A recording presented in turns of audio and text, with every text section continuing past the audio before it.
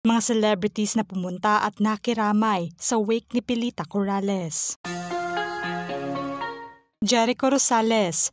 Nagbigay tribute naman ang kasintahan ni Janine Gutierrez na si Echo sa pagpanaw ni Pilita Corrales. Sa Instagram story ng aktor, aniya na nakaukit na umano sa kanyang puso ang mga kanta nito. Kalakip naman ng kanyang caption ang larawan ng legendary singer.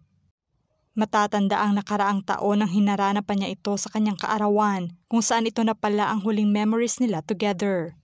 Terzo Cruz. Unang dumalaw ang veteranong aktor na si Terzo Cruz sa burol ng kaibigang si Pilita Corrales. Naispatan ng aktor na isa sa mga bisita na pumunta sa unang araw ng lamay. Nakiramay nga ito sa pamilya ng yumaong kaibigan. Michael V. Nakiramay naman si Bitoy sa pumanaw na si Pilita Corrales. Sa pamamagitan ng Instagram post niya, ibinahagi niya ang hand-drawn portrait ni Pilita na siya pa mismo ang may gawa.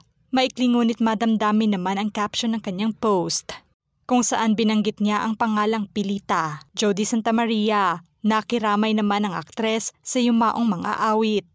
Sa pamamagitan ng kanyang Instagram story, madamdamin naman ang caption niya kung saan saad niya, "You brought light, laughter, and kindness into every room. Working with you was a gift, and your memory will always live in our hearts. Rest in peace, Mamila." Gina Alahar.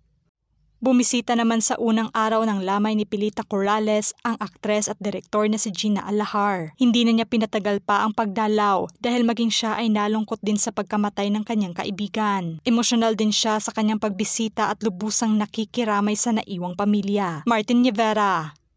Bumuhos naman ang luha ng mga kaibigan, pamilya at bisita sa last song na kinanta ni Martin, ang Ikaw Lang Ang Mamahalin. Sa lamay ng nag-iisang Pilita Corrales, inalala rin niya ang impact na naidulot nito sa kanyang karera. Nag-iwan din siya ng nakakaantig na mensahe. "Thank you for giving me my first pair of wings. Because of you, I could fly into my dreams. Now I ask the entire showbiz industry to bend the Pilita band with me in honor of a legend and icon. We love you and honor you this day as we remember you and let your spirit live through all our good works from this day forward. A million thanks to you, Tita Mamita, Pilita Corrales. I will never forget this, our last duet." Jano Gibbs. Nakiramay naman ang aktor sa pagpanaw ng isa sa mga haligi ng industriya. Hindi umano niya malilimutan ang pagkakataong makaduwit niya ang nag-iisang Pilita Corrales sa stage noon, sa caption ng kanyang madamdaming video post. "R.I.P. Miss Pilita Corrales. Honored to have recorded this duet version of her song. She was thrilled to make her first ever music video in her career. Love you, Tapilits. Your voice stayed golden till the end." Ang pagkakataong umano na iyon ay sobrang espesyal para sa kanya. Itinuturing niya rin itong kaibigan at ina sa music industry. Tunay na hindi umano matatawaran ang pangaral at iniwang ligasiya nito. Ogie Alcacid. Nagbigay tribute naman ng OPM singer sa legendary singer na si Pilita Corrales. Sa pamamagitan ng kanyang post, inilarawan niyang isang national treasure umano ito.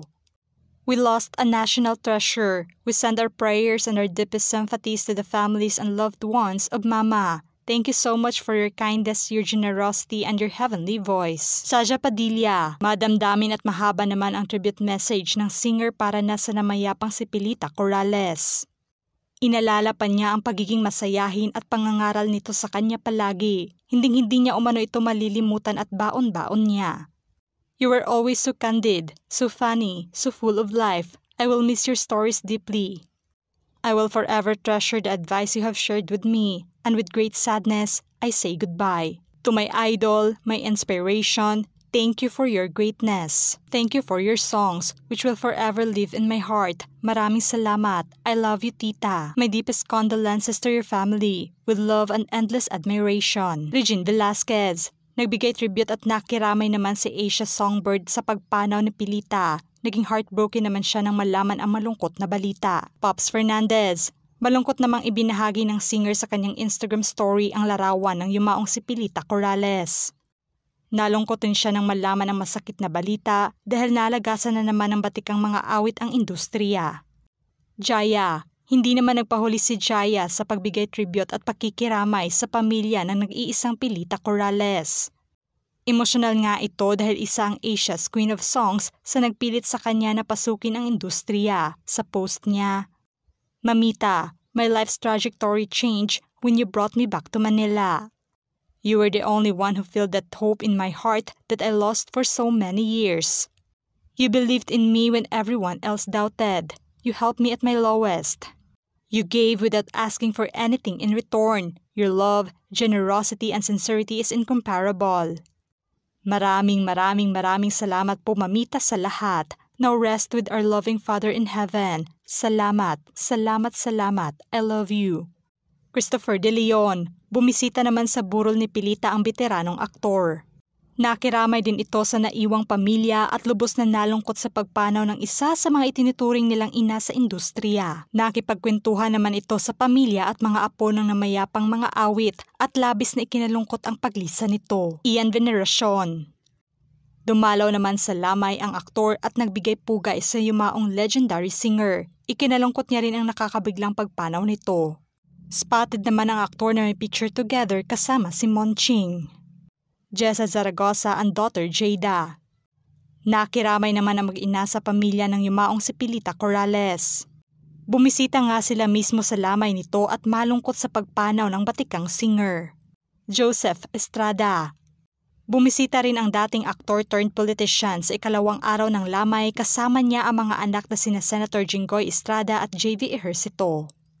Hindi naman hadlang sa kanyang katandaan ang pagbisita sa lamay ng kaibigan. Naging kasabayan niya rin ito noon sa showbiz kaya sa pagpanaw niya ay nalungkot at emosyonal din siya.